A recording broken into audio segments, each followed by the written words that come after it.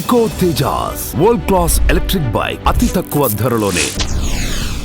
బలగం చిత్రం చివరిలో తోడుగా మా తోడుండి అంటూ భావోద్వేగమైన జానపదాన్ని అద్భుతంగా పాడి అందరితో కన్నీరు పెట్టించిన మొగలయ్య కన్నుమూశారు. గత కొంతకాలంగా కిడ్నీ సంబంధిత వ్యాధితో పాటు గుండె సమస్యలతో బాధపడుతున్న ఆయన వరంగల్లోని ప్రైవేట్ హాస్పిటల్లో చికిత్స పొందుతూ గురువారం తెల్లవారుజామున మృతి చెందారు. మొగలయ్య మృతితో ఆయన స్వస్థలం వరంగల్ జిల్లా దుగ్గొండి మండలంలో విషాద ఛాయలు అలుముకోగా ఈ మరణ వార్త తెలిసిన ఎంతోమంది సినీ ప్రముఖులు ఆయన మృతికి సంతాపం తెలియజేస్తున్నారు. తెలంగాణ సంస్కృతిని సాంప్రదాయాలతో పాటు కుటుంబ విలువలతో కూడిన బలగం సినిమా సంచలన విజయం సాధించగా అందులో మొగలయ్య పాడిన పాట అందరి హృదయాలను హత్తుకుంది. తన గొంతుతో వెండితెర ప్రేక్షకులను కూడా ఆకట్టుకున్నారు మొగలయ్య. తనతో పాటు తన భార్య కొమరమ్మ కూడా ఈ సినిమాలో పాట పాడారు.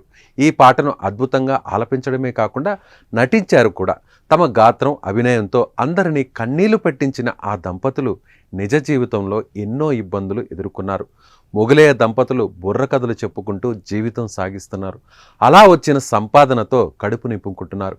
ఇది కాకుండా కరోనా సమయంలో మొగలయ్య 2 కిడ్నీలు దెబ్బతిన్నాయి.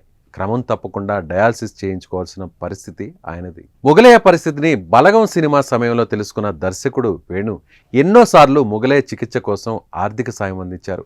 మెగాస్టార్ చిరంజీవి కూడా ఆయనకు అప్పట్లో ఆర్థిక సాయం చేశారు. మొగలయ్యకు సినీ ప్రముఖులతో పాటు రాజకీయ పార్టీలు కూడా సాయాన్ని అందించి అండగా నిలబడ్డాయి. కానీ మొగలయ్య ఆరోగ్యం కుదుటపడక నిత్యం హాస్పిటల్ వెంట తిరుగుతూ నేడు కన్నుమూయడం విషాదాన్ని నింపుతోంది. నిరుపేద కుటుంబం నుంచి వచ్చిన మొగలయ్య జానపద కళనే నమ్ముకొని జీవనం సాగించేవారు.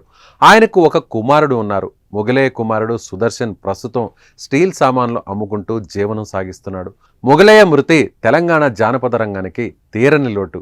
మొగలయ్య మరణించిన ఆయన పాటకు మరణం లేదు. ఆయన ఆలపించిన జానపద గేయం మాత్రం చిరస్థాయిగా జీవిస్తూనే ఉంటుంది.